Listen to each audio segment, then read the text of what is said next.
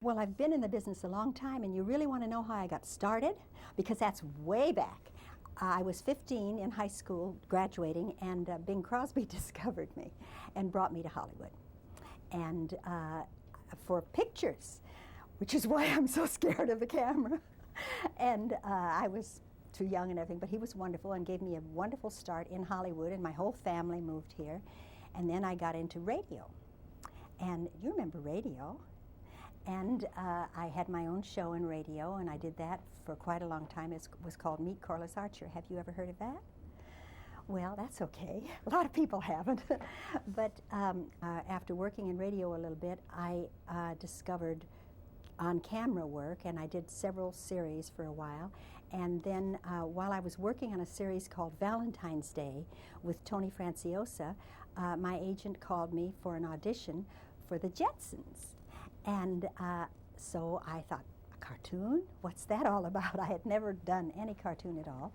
And I went to do the audition, and the person who auditioned me was Alan Deinhardt, who is the man who really brought Battle of the Planets about. And he gave me, he chose me, or the Hanna-Barbera chose me to play the part of Judy Jetson. And then I played that for a while, but I was working with wonderful actors. Mel Blanc, Jean Vanderpyle, Dawes Butler, Don Messick, some wonderful, wonderful people. And I thought, they're all doing multiple voices, and I only do my own voice, which was, then I only did Judy, which was my own natural voice.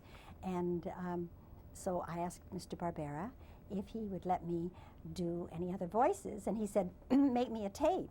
So I did, and on the tape I put a lot of far-out characters, and then the next thing he gave me was the mother-in-law and the Flintstones. So that was my second cartoon.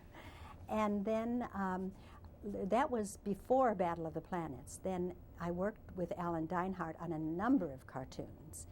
And of course at Hanna-Barbera I had about 7 series at Hanna-Barbera. The Perils of Penelope Pitstop, and let's see, Josie and the Pussycats, and Granny Sweet, a little old lady on a motorbike, and let's see, Shazam, all sorts of shows that were in outer space. I just lived in outer space all my life. And so then Alan called me in for Battle of the Planets. It was wonderful in animation to work with such brilliant actors, and I learned from them. I learned everything that I could from them. Jean Vanderpyle, I was very shy and because of having done on-camera things, which is definitely a different technique, I was very low-key, and she said, when you're doing a cartoon, just be as bad as you possibly can, and then be worse, and that'll be perfect. So I learned that you had to sort of exaggerate everything with cartoons. And it was great fun, and everybody was so adept at doing so many different voices that I caught on to that right away. And in fact, one of the things that I love about Battle of the Planets is that Alan Deinhardt let me play so many, many other voices. I was hired for Princess, but he let me play, I heard one the other day where I was Princess, Susan, a mother, a little boy, and I don't know, some other bad woman character. I did a lot of dramatic work in cartoons. In fact, I worked with Richard Crenna. I played very serious roles with him in cartoons. Let's see, what was the show I did with him? But I did many, many dramatic roles. They weren't all as broad as the characters that I played in the Jetsons. Even Judy Jetson was not very broad, but some of the other characters, some of the far-out characters that Joe Barbera allowed me to do were very, very broad. On the Smurfs, I did Hagatha, a wicked but ravishing witch, and I did all sorts of far-out characters. But basically, I was always hired for a straight voice. And then Alan Deinhardt, who was a wonderful director, really wouldn't allow us to go too far overboard. He didn't want any of those. He would always say, not so cartoony. In doing Battle of the Planets, I pretty much knew what the character of Princess was supposed to be. at the very beginning because she was a very together girl. She wasn't Judy Jetson. She was very into computers. I mean, she was very smart and organized and kind of together. But even though it wasn't exhibited in the series, it was sort of intimated that she and Mark had a little connection there, but it was never acted upon. But she was very wise. She was not a typical ingenue at all. She was very sure of herself. Recording sessions for Battle of the Planets were just something to look forward to. We all loved going there. We loved being there, and we hated it when it ended. In fact, I gave a cast party, and Casey Kasem brought a case of wine to the cast party because we hated to say goodbye to each other. We all loved working together, and it was great fun, and of course largely due to Alan Dinehart and Jameson Brewer, who was the creator of the series. And it was just a pleasant, wonderful, enjoyable experience. And the people who owned the studio where we worked in a little studio called Valentine's Studio, and a couple owned that studio, and they entered into the fun that we were all having. And Alan Dinehart, he wonderful director that he was, and he really knew what he was doing in the business. He had the most amazing collection of stories to tell. So we all looked forward to hearing Alan's newest stories. And it was just a fun time. And Casey Kasem was always out of the studio on the phone, making a business call. And we all enjoyed it. It was great. In fact, I wanted to come back. I hope it will someday. Because you want to know something?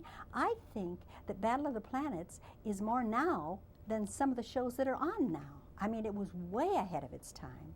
And I guess Sandy Frank should be complimented for that because he had, foresight. He knew what he was doing. Alan made it possible for all of us to see some of the Japanese film that Battle of the Planets was taken from, because it was all Japanese animation, which is beautiful, by the way. And so we saw maybe 1 or 2 episodes, not a lot of them. But it was very interesting how we worked in the studio with Alan Dinehart and with as actors, because we didn't, so many times when you're looping a show, I mean, because all of the dialogue, all of the film had been shot.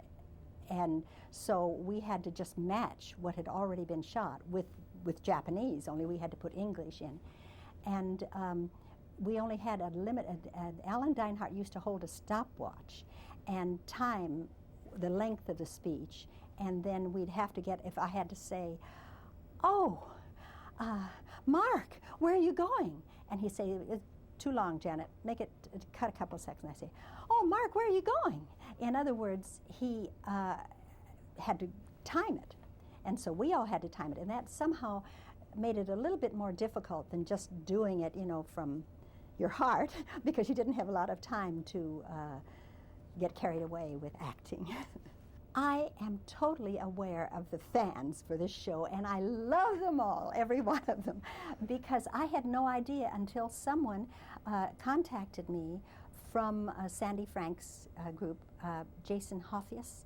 I don't know if you know his name, but he had contacted me to ask me if I would sign autographs for Battle of the Planets. And in fact, I have to tell you that I feel really good about the fact that I was pretty responsible for Jason getting hold of lots of scripts, because I sent him all the scripts I had and told him all the stories that I could think of about Battle of the Planets, and he told me how successful it was, especially as I understand it in England and different countries. And I was amazed and thrilled because I was wondering whatever happened to Battle of the Planets. But then also we were all invited to San Diego to speak to some of the fans, and they played an episode of Battle of the Planets, and I truly was amazed at how the audience reacted to the show. They knew all the characters, they knew everything about it, and it was just thrilling. I love it, and I think it should be coming back. I repeat.